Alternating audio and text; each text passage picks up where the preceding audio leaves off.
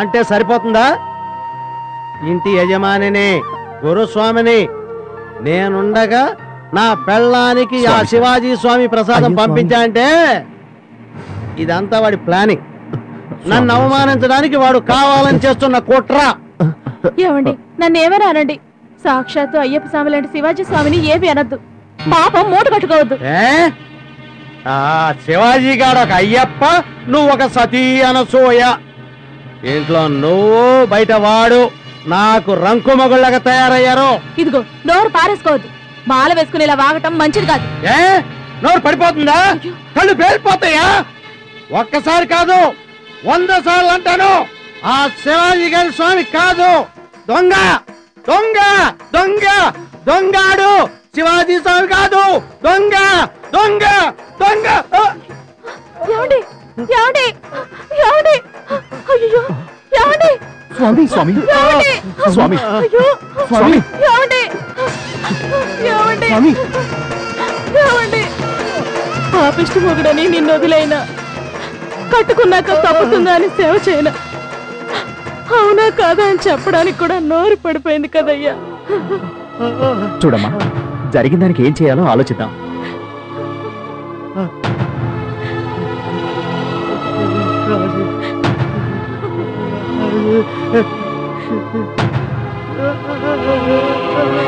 అదిగో శివాజీ అంటున్నారు, శివాజీ స్వామిని తలుచుకుంటున్నారు. శివాజీ స్వామినా? పశ్చాత్తాపం చెందుతున్నారు. ఆ స్వామి దగ్గరికి తీసుకువెళ్దాం. పట్టుకోండి స్వామి.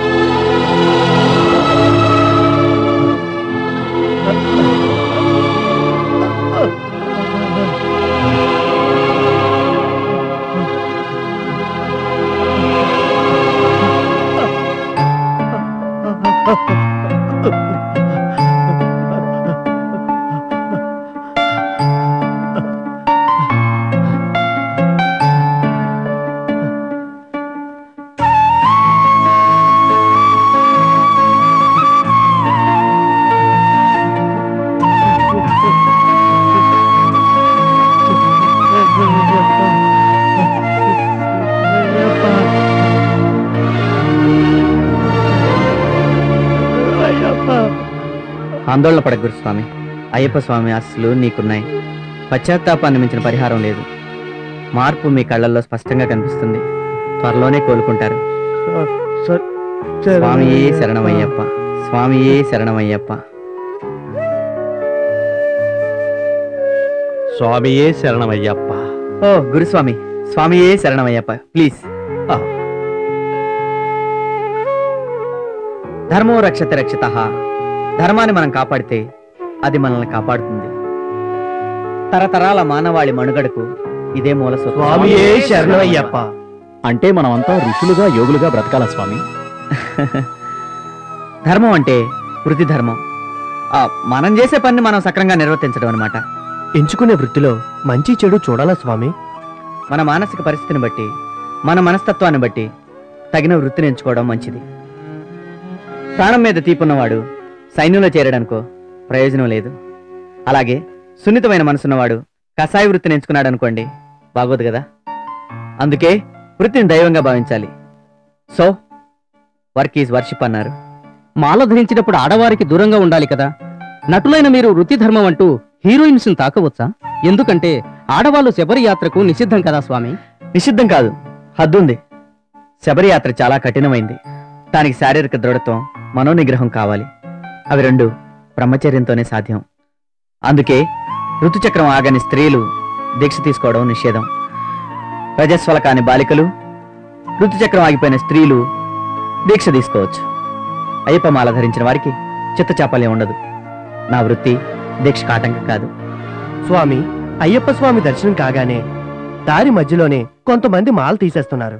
మద్యం మాంసం కోసం ఎగబడుతున్నారు స్వామి. అది తప్పు. దర్శనం అయ్యాక తిరిగి ఇంటికి వచ్చే వరకు మాలం తీయకూడదు.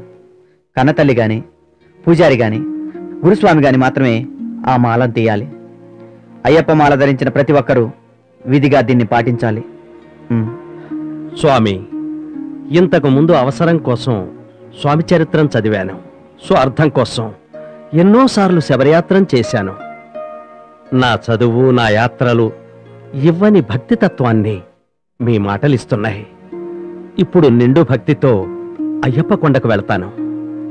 దయ ఉంచి గురుస్వామిగా నాకు ఇరుముడి కట్టి శబరియాత్రకు నన్ను మీతో తీసుకువెళ్ళండి.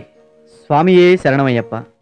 గురుమూర్తి స్వామి, ఇరుముడి కట్టే ముందు ప్రతి స్వామి కనీసం 5 పుణ్యక్షేత్రాలు దర్శించి 3 దేవాలయాల్లో నిద్ర చేయాలి. శబరియాత్రకు ముందు క్షేత్ర దర్శనం పుణ్యప్రదం. ఆయా క్షేత్రాలను దర్శించి అక్కడి మహిమలు తెలుసుకుని తరించండి. రేపే మీరు యాత్రకు బయలుదేరండి. స్వామియే శరణమయ్యప్ప.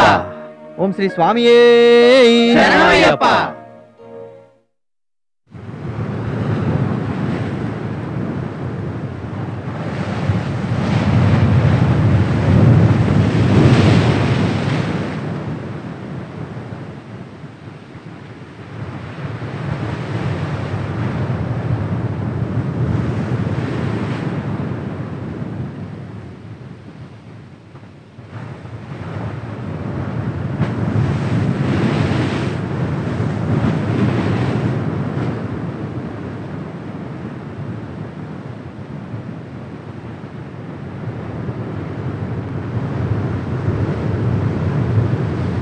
కౌసల్యా సుప్రజా రామ.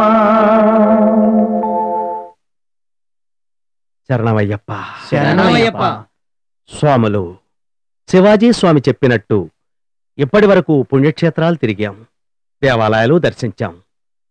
ఆయా పుణ్యక్షేత్రాలు, దేవాలయాల మహిమలు తెలుసుకున్నాం.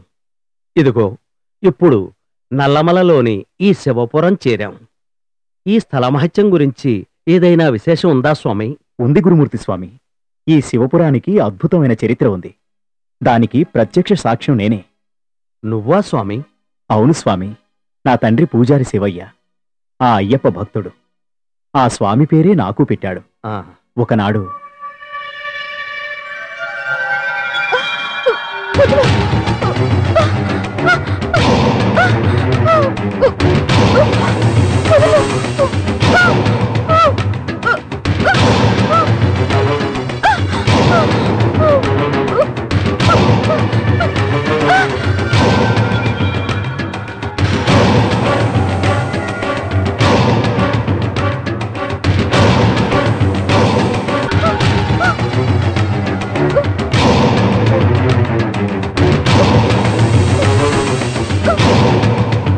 శివయ్య, నా దారి కడ్డు తప్పుకో.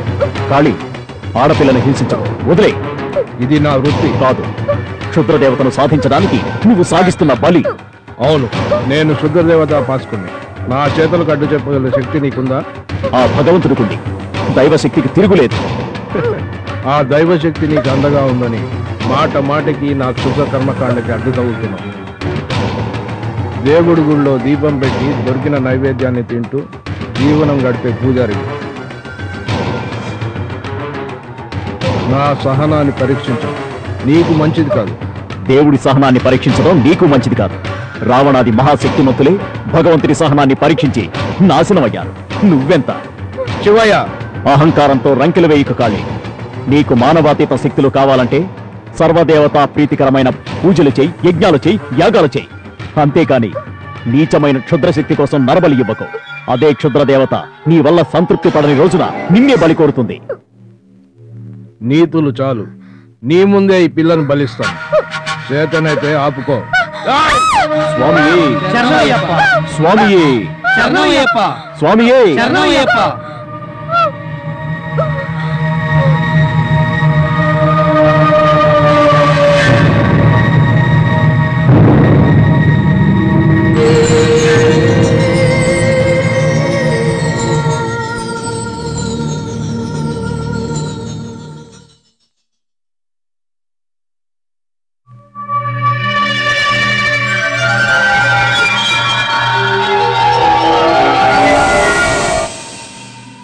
సత్య, ఈ పాత్రను పవిత్ర నదీ జలంలో సంప్రోక్షణ చేసి తీరాన భూస్థాపితం చేయి. ఎట్టి పరిస్థితుల్లోనూ దీన్ని భూపతనం కానీయకు. అలాగే స్వామి. వెళ్ళు. పదమ్మా.